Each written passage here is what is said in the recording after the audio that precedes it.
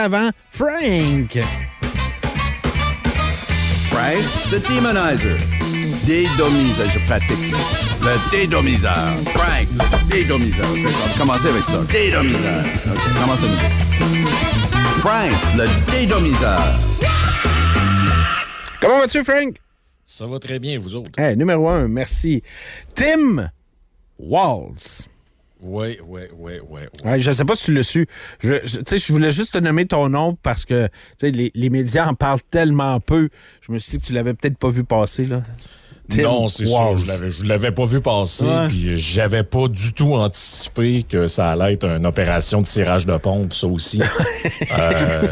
Écoute, en fait, c'est... Oui. Great Walls of China. C'est parce que... Non, écoute... Il se présente dans quelle circonscription, lui, déjà? C'est l'élection complémentaire à Montréal, là, c'est ça? Oui? Oui, c'est ça. Mais c'est parce que c'est drôle, en plus, il y a des gens qui nous disent, c'est un commentaire que j'avais reçu hier, entre autres, là, on parle trop de politique américaine, on parle pas assez de ce qui se passe chez nous. Ouais, mais c'est parce que là, voulez-vous vraiment que je vous parle de choses qui veulent s'en aller à la chefferie des libéraux? Là? Non, mais c'est parce que pendant la pause, j'avais pas dit à Dan encore de quoi on jasait un matin. Je disais, hey, je vais dire le sujet à Frank, puis il dit, pas Pablo. Là. Non, c'est parce que si on fait un vox pop ensemble, là, puis on sort dans la rue, puis on montre des photos de Pablo Rodriguez au monde, moi, je pense qu'il y a la moitié du monde qui pense que c'est le gars qui chantait « Fais-moi la tendresse » avec Ginette. Là. Ouais. Puis l'autre moitié pense que c'est un mannequin pour la revue Le Bel Âge. C'est un peu ça. Fait que, tu sais, non, mais c'est ça. Pour c'est tellement, pour vrai, c'est tellement surréel. C'est parce que le vrai sujet qui est en arrière de parler de la politique américaine... C'est la couverture médiatique. C'est la couverture médiatique et la question qu'on se pose, c'est y a-tu des gens qui se sont pas encore rendus compte à quel point c'était biaisé, twisté, malhonnête? Il y a quelque chose là-dedans qui est complètement surréaliste. Là. Juste quand ils ont commencé à annoncer que c'était lui que Kamala Harris avait choisi, tu dis, OK, officiellement, elle n'est même pas nominée, mais elle a choisi encore elle a choisi déjà son colistier. Il n'y a pas eu de vote, il n'y a pas eu rien, mais c'est pas grave. On laisse ça de côté. Tous ces trucs-là, c'est pas important. C'est comme, il n'y a personne là, qui soulève la question puis qui pense à lui demander, ouais, mais Mme Harris, vous remplacez Joe Biden, mais pourquoi déjà on l'a remplacé? Hein? On peut-tu s'en rappeler 3 secondes? Ah, ben là, ouais. Non, mais c'est quoi la vraie raison? C'est parce qu'au débat, on s'est aperçu de quoi déjà? Ah non, il était juste temps de laisser la place à du 109. C'est ça la raison officielle là, maintenant. Et depuis que Joe Biden a annoncé qu'il se retirait de la course, ça a été fait par un communiqué, je le rappelle, sur les réseaux sociaux. Ben oui. Il y a eu l'espèce de vidéo enregistrée à la Maison-Blanche. Et that's it, là. Joe, on l'a vu sur le tarmac de cette semaine. Là. Il est monté dans l'avion, supposément, pour remercier le pilote, mais on n'est pas sûr. Là. Ben oui. Mais ça, on le voit pas. Il est président. Il répond pas aux journalistes. Elle non plus, d'ailleurs. Mais tout le monde tripe. Tout le monde les aime. Puis Joe, on fait ça comme si tout allait bien. C'est parce qu'il y a une question là-dedans qui est fondamentale, qui était à poser depuis le début.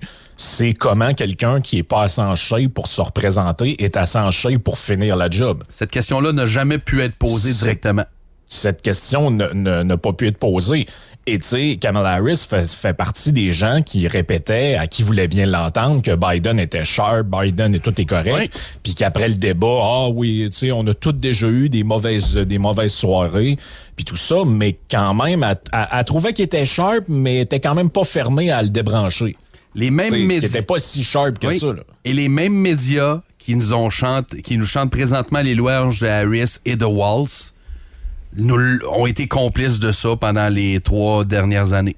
Absolument. Et là, en fait, c'est leur stratégie depuis toujours. Quand il arrive un nœud de même dans le discours, quand il y a quelque chose qui fonctionne plus, on pivote vers autre chose et on fait comme si tout ça n'avait jamais existé. C'est ça. C'est carrément la technique. Comme on fait comme si Kamala Harris n'avait pas été vice. D'ailleurs, c'est comme si elle n'était pas vice. Avez-vous remarqué ça? C'est comme si elle était elle présidente. Ouais, puis à la limite, même c'est encore pire, on dirait que c'est quasiment elle qui se présente contre Trump, qui est genre qui est lui-même au pouvoir. Là. Ouais. Tu sais, c'est comme si c'était elle l'alternative au pouvoir. Mais non, mais c'est elle qui est là. C'est elle, elle représente le pouvoir. Là. C'est elle qui défend le bilan Biden. C'est elle qui défend le bilan Biden. Non, aucune question là-dessus. Et hier, j'ai trouvé que c'était le summum de la connerie, là, quand on nous a tous les journalistes nous expliquaient, puis c'était même aux États-Unis, ça a quand même fait jaser là, dans le Wall Street, il y avait un bon dossier là-dessus, puis dans d'autres médias aussi. Mais à la désinvolture et la légèreté avec laquelle des gens nous disaient des trucs du genre le premier choix c'était peut-être Josh Shapiro, mais tu sais vu qu'il est juif. C'était peut-être pas le bon choix considérant Israël, la Palestine, tout ça. Est-ce que vous vous êtes posé la question, ne serait-ce qu'un instant, si on avait dit, ouais, le colistier, finalement, Donald Trump, il n'a pas choisi ce colistier-là parce qu'il était juif? Moi, je pense qu'il y a 45 000 articles nous disant que c'est la preuve de l'antisémitisme des républicains, que ça paraît que c'est un parti... Depuis le temps qu'on vous dit que Trump, c'est un nazi. Voilà la preuve. Ben, c'est ça. Ils ont écarté un juif pour le simple motif qu'il l'est. Puis, by the way, là, j'ai regardé un peu là, ce qu'il dit là-dessus, là, Shapiro, c'est effectivement Shapiro, comme son nom l'indique, là, les Shapiro, c'est une famille, c'est un nom à consonance juive. Et le gars, je veux dire, c'est quoi son crime, ce gars-là? C'est que quand il était jeune, il est allé dans un kibbutz avec sa famille. C'est ça qu'il faut comprendre.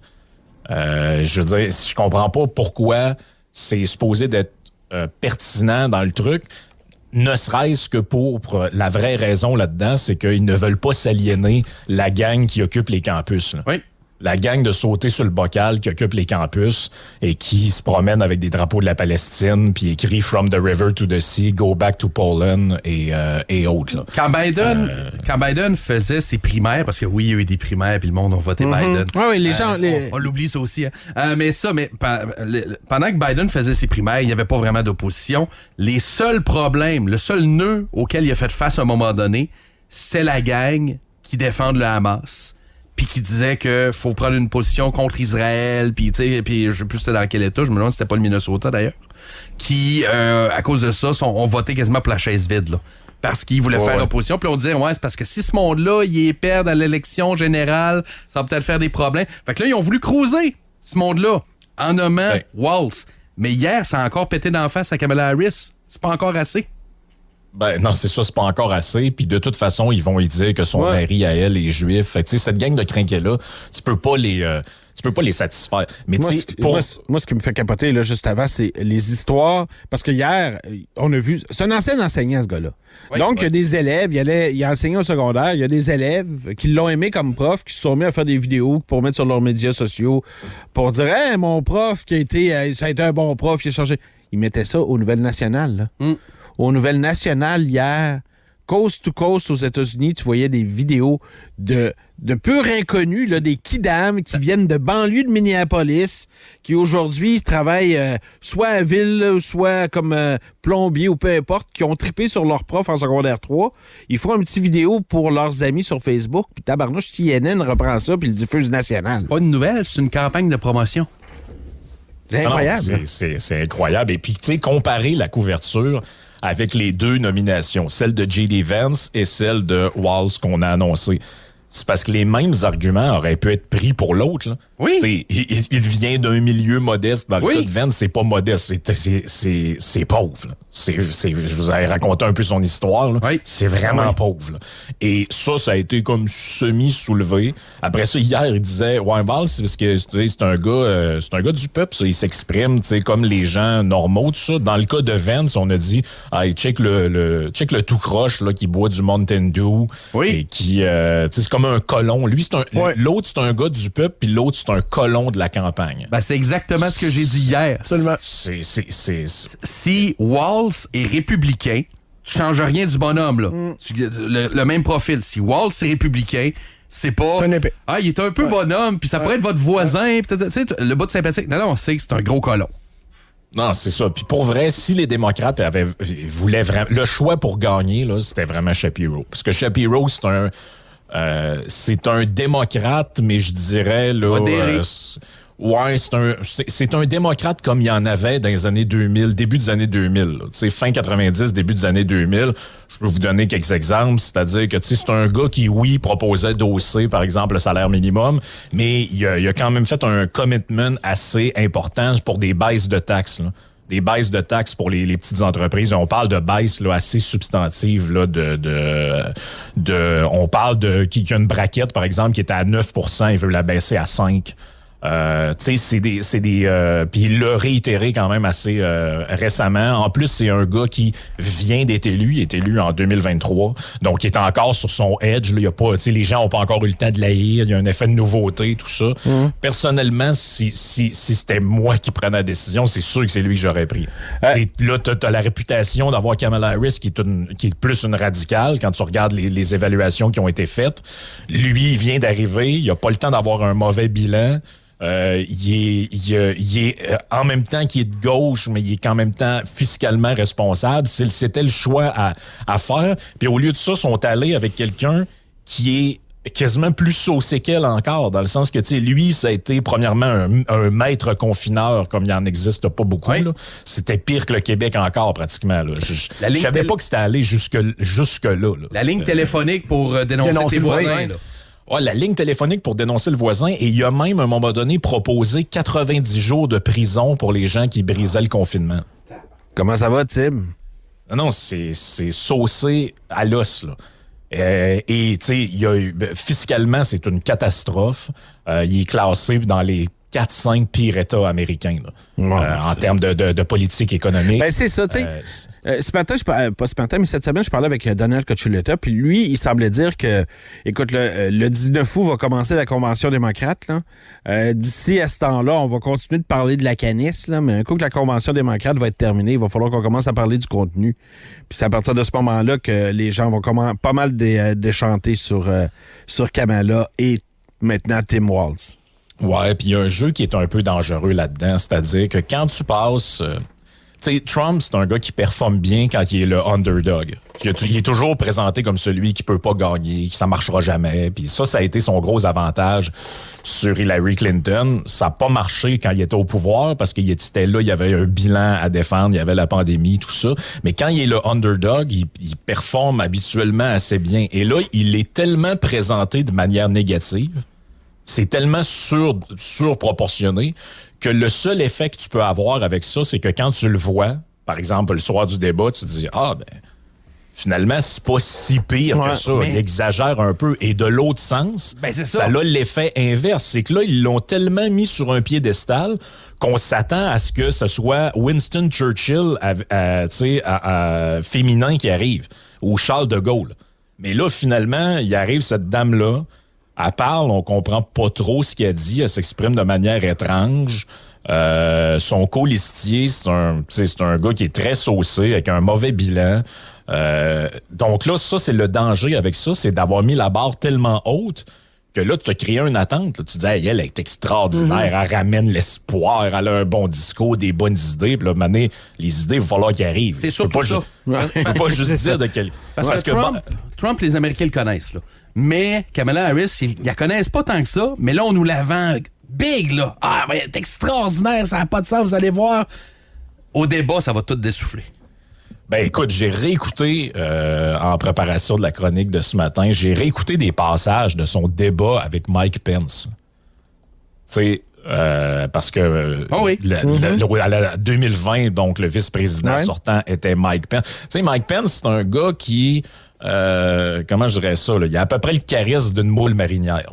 C'est un gars qui... C'est pas très éloquent, c'est pas un bon communicateur, ça n'a pas marché non plus là, dans C'était ultra straight. C'était ultra straight. Et on peut dire une chose, merci à la mouche d'avoir retenu l'attention du débat. Oui. Rappelez-vous, c'était ça le highlight du débat. Il y avait une mouche à la tête de Mike Pence pendant un bon bout. Là. C'était ça que les médias ont retenu. Mais pour vrai, Kamala Harris, elle n'a réussi à briller à aucun moment de ce débat-là contre Mike Pence, qui est le gars le plus plate en ville. Mais c'est parce qu'ils sont en train, en plus, tellement de monter les attentes que même si elle était bonne, pas extraordinaire, juste bonne moyenne, là, elle serait pas capable de remplir les attentes qui sont en train de monter. Mais le problème, c'est qu'elle est même pas bonne. Elle est en dessous de ça. Ben, moi, j'ai un peu l'impression que, tu sais, c'est un genre de Scott Gomez, là. Tu sais, on nous disait, hey, on a signé un bon joueur, regarde, là, il arrive, ça fait 1 an qu'il n'a pas marqué un but, tu sais. C'est un peu ce genre de joueur-là, là, tu sais. Je veux dire, je doute pas qu'elle a des, tu sais, je dis pas que c'est une pas bonne, là. Elle a évidemment des qualités pour s'être rendue jusque-là, puis elle a très certainement des aptitudes qui ses qualités, c'est pas devant un micro, là. Mais visiblement, quand tu le regardes s'exprimer puis il n'y a pas de téléprompteur, c'est pas facile. Et puis Joe Biden avait un avantage sur elle par rapport à ça parce que lui, on avait l'excuse pour ça de dire ouais, mais il est plus dans son prime, il est un petit peu fatigué, mais il y a des bonnes valeurs et il dit la vérité.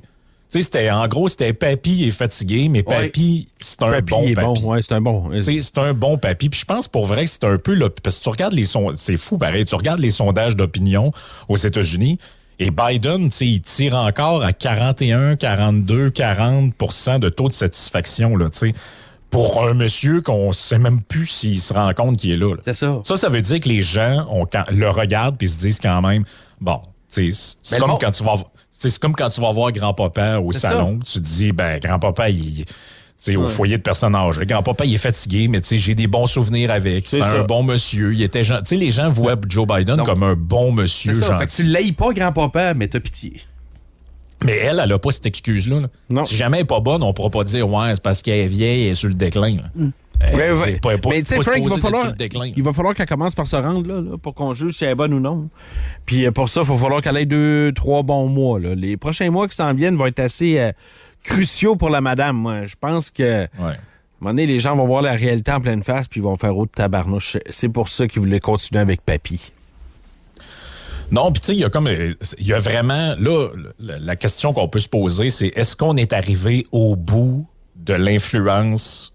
C'est ça que cette élection-là va nous déterminer finalement. Est-ce qu'on est arrivé au bout de la domination des médias mainstream sur le cerveau de l'électeur hésitant? C'est vraiment ça, à mon avis, la question qui détermine tout le reste. Là, parce que t'as comme 2 manières de le voir. Tu peux voir le verre à moitié plein ou le verre à moitié vide. Le verre à moitié vide, c'est de te dire, ben voyons donc, ils sortent une vice-présidente de nulle part, elle est rendue une king du jour au lendemain, c'est n'importe quoi.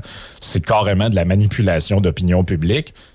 Ça, c'est le verre à moitié vide. Mais le verre à moitié plein, tu peux te dire, ouais, mais ils sont quand même obligés de mobiliser pratiquement tous les médias et de nous faire croire qu'il y a un péril démocratique pour faire bouger ça de 2-3%.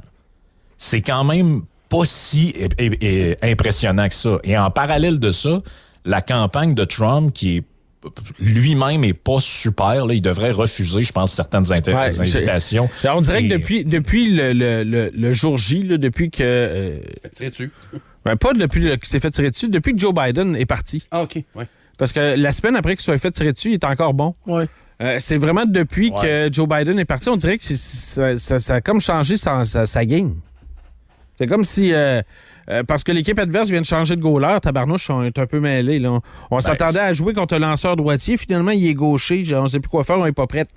Mais tu sais, je pense que ça se passe... Là, on est...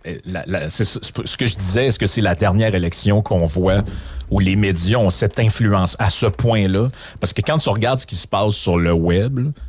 Donald Trump, il domine de très loin, largement. Là. Avez-vous vu la vidéo, le truc d'1 heure de Bryson DeChambeau avec Trump? Là? Non, j'ai pas vu. Non, c'est malade. Là. Écoute, c'est rendu à 10 millions de vues, cette vidéo-là. C'est Bryson DeChambeau qui joue en gros un round de golf avec Donald Trump. Ils sont dans une petite carte de golf. Là, Trump, il fait jouer du Aretha Franklin. That was such a great song. Puis tu sais, c'est comme super casual, là. Puis il est dans son carte de golf. Là, il a fait un autre truc avec un jeune influenceur où le gars, il a comme offert un Cybertruck, là, tu sais. Mais sur Internet, il est extrêmement dominant. Tu regardes les shorts, les vidéos, j'ai même vu, il y a un gars qui commence à percer sur Internet, j'oublie son nom, là, mais son channel, c'est Black Conservative. Et c'est un gars, un Afro-Américain qui fait des vidéos genre pro-Trump, le gars est noir, il est rendu à plus d'1 million de followers. Tu sais, c'est des gens qui commencent à avoir une influence sur l'électorat. Quand tu fais des vidéos à 10 millions, 3 millions, 4 millions de vues, ces gens-là, est-ce qu'on réalise que c'est plus que ce que fait CNN? Bon, en tout cas, c'est une émission à heure de grande écoute de CNN. Il n'y a pas 10 millions de personnes qui ont écouté ça. Là. Moi, en tout cas, ce matin, Frank, c'est Alicia Newman que je voudrais comme présidente. Ouais. Rien d'autre. Hey, merci infiniment de nous avoir parlé. Puis merci pour l'été, là. C'était super le fun. Tous les jeudis, on fait ça. À partir de la semaine prochaine, on recommence ça. 2 fois semaine. 2 fois semaine. Absolument. Écoute, on sera là au rendez-vous pour le retour de Dom. Ouais, comme on dit, 2 fois par semaine, c'est un minimum. Merci infiniment, Frank. Yes, ciao. Bye-bye. Passe une super journée, super week-end.